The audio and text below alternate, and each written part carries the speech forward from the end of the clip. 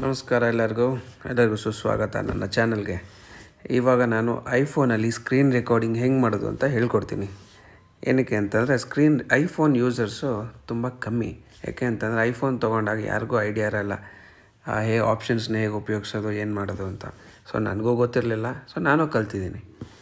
So ನಿಮಗೆ screen recording ಐಫೋನಲ್ಲಿ ಮಾಡಬೇಕು ಅಂತಂದರೆ ಈ ಒಂದು ವಿಧಾನದಲ್ಲೇ ಮಾಡ್ಬೋದು.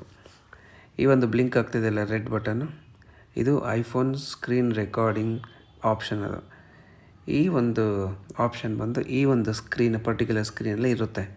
ಇನ್ ಕೇಸ್ ಈ ಒಂದು ಆಪ್ಷನ್ ಇಲ್ಲಿ ಇರಲಿಲ್ಲ ಅಂತಂದರೆ ನೀವೇನು ಮಾಡ್ಬೋದು ಅಂತಂದರೆ, ನೀವು ಐಫೋನ್ನ ಸೆಟ್ಟಿಂಗ್ಸ್ಗೆ ಹೋಗ್ಬೇಕಾಗುತ್ತೆ.